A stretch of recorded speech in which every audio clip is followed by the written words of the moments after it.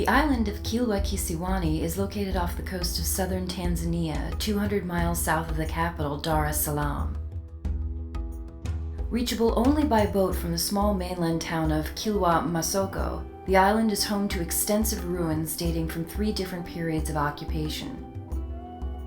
The earliest standing ruins are from the 11th century, when the first Sultanate was established at Kilwa by a Persian prince.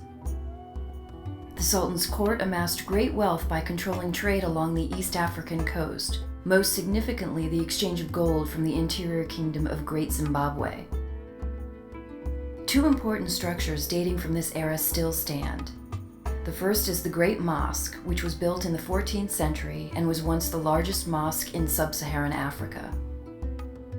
The other is the palace at Husuni Kubwa, built between 1315 and 1330 and renowned for its spectacular pools and courtyards.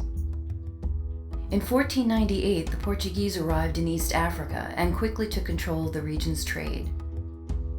On the northwest tip of Kilwa Kisiwani, they constructed a fort, or gereza as it is known in Swahili, which was completed in 1505. Sections of this fort are still intact and are the focus of World Monuments Fund's current phase of work on the island. In the late 18th century, the Omanis conquered the island and incorporated it into their Indian Ocean Empire, with its capital located at Zanzibar. The fort was substantially rebuilt around 1800 to house Omani soldiers.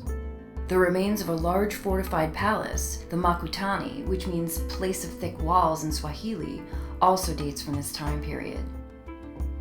Kilwa's economic power declined in the 18th century, and by the 1840s it was largely abandoned.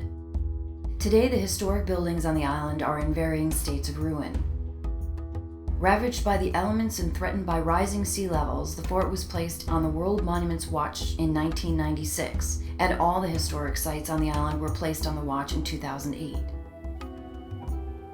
WMF's work at the site includes developing a sustainable management plan for the buildings, which are affected by coastal erosion due to the destruction of adjacent mangrove forests. Training the local population in conservation and maintenance skills is another key component, readying them for an inevitable increase in tourism as infrastructure improvements bring more visitors. In 2012, WMF completed the stabilization of the Portuguese fort ruins. The final phase of the multi-year plan, which included the replacement of a historically significant early 19th century door, was carried out by a workforce of skilled craftspeople drawn from nearby villages. Replacing an original with a replica is not normally an option in a preservation project, but in this instance, the condition of the original doors left little choice.